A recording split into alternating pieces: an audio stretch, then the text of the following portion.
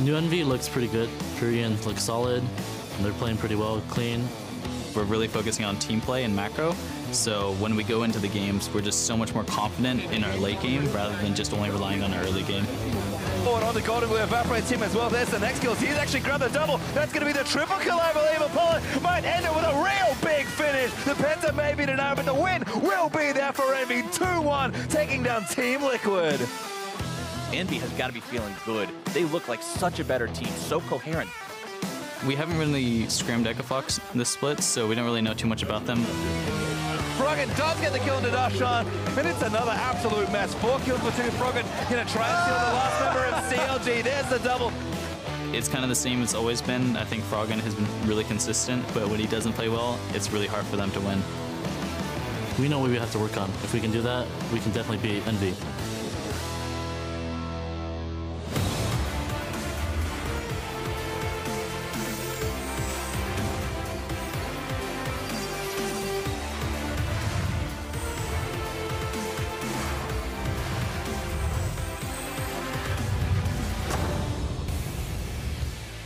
Welcome to Week 3 of the North American League Championship Series with no clear favorite in the standings. Teams return to earn a spot at the top of the table. We saw Golden Glue giving a smile and a wave to the camera as he makes his way into the studio. Of course, Flaming Smithy working through the game plan and our current leaderboards. Froggen topping the tables in 2 categories, while Stixay is the KDA leader. Hello, everyone. I'm James Dash Patterson. Joining me as an analyst is the overseer of all things league, Joshua Jat Leisman. How does it feel to have all that knowledge, all that power? That's a huge introduction right there. I get to oversee all things? I don't know what that means, but hey, you better live up to it. All right, before we jump into Week 3, let's take a look at how the teams are stacked up. Immortals and Team EnVy are among the squads contesting first place at 3-1, while teams like EchoFox, Cloud9, and TSM try to surpass them with our games this week. We'll see who can shake things up with our matches today. First up, Immortals take to the stage versus Team Liquid, who returned hot off a win against Team Dignitas. After that, Lyra and Team EnVy square off against Acadian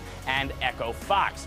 Now, another week goes by, and those standings, they still feel wonky, right? It's hard to kind of metabolize where things are currently, but the top teams from last split, I mean, they're fighting just to get into the top 5 currently. Yeah, and we end up having this discussion almost every split because we say, man, it's so topsy-turvy. The top teams from last split aren't the top teams this split, right? Because it's usually all about strength of schedule. The top teams play the top teams, they beat each other. But it's kind of different this year. I mean, even looking at a team like Team Solo Mid has won the games you may have expected them to lose against C9 and COG, and their 2 losses have come against Immortals and Team Dignitas, so it really is more than just strength of schedule and speaking to a deeper level of parity. Exactly. I think it gets crazier the further down the columns you go, right? To think that our top teams here are all sitting at 7-4 game wins, right? Yeah. I mean, that's, again, speaks to the parity, makes for an exciting split. We'll see if it continues to follow those trends. Let's talk about some of these teams, though, individually. Yeah. Team EnVy is one that I want to talk about because, I mean, here they are shooting up the table from last split as compared to a lot of these other teams. Exactly. The only roster change they made was Pyrian in the mid lane for Ninja, but the entire team is playing with a much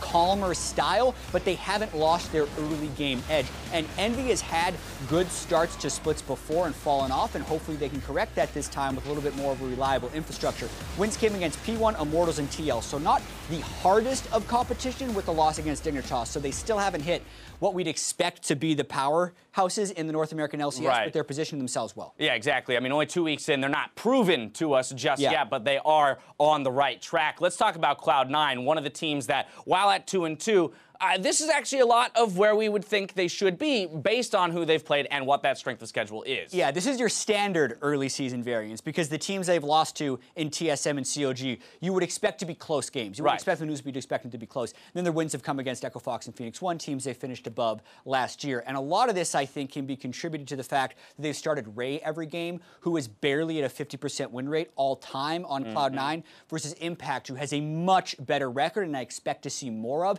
as Cloud9 makes their way back up into the top 3. Yeah, of course, we can't ignore, again, Phoenix One, our 3rd place team from Spring Split, sitting here at 0-4, still searching for their first match win. Another thing I want to talk about is the evolution of substitutions and how they've played into the NALCS, both in spring and now here in the summer. Specifically, the jungle position has seen a lot of changes, and more recently, Dignitas benefiting from it.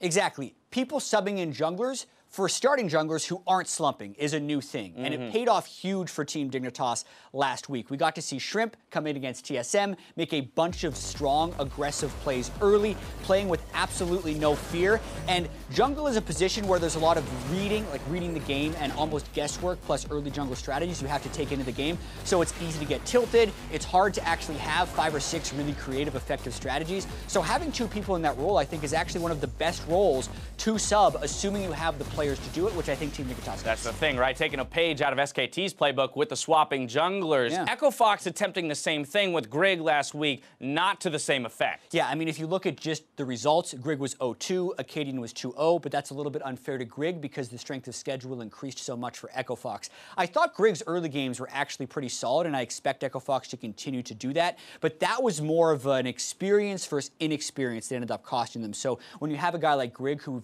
still very much feels like a rookie, I think it's still going to be a bit of a drop-off from Acadian for a little while. Now, outside of the jungle position, we just had the announcement this week that Dignitas has picked up Adrian and Altec for the bot lane. I mean, these 2 guys, no strangers to the NA-LCS, and have spent most of their time as starters in the North American LCS. Here they are on a sub-roster. This could be a full 8-man. I mean, we hear about the myth of the 10-man roster, and people actually wanted to do it, and all the time this comes in with inexperienced players and clear second-string players. But if you compare the bottom lane that you just talked about versus the starters there with Laud and Big, I mean, you can interchange that, and they both started seasons worth of games in the NA-LCS, so there's a very real chance Team Dignitas does play with 8 people if they don't find clear starters. I'm really excited about that signing. Yeah, I love it. I want to see more of it. Hopefully they do really put it into use and find some success with it. We'll see if other teams decide to pick it up. It's time now, though, for us to send you over to the casters to get us into the games.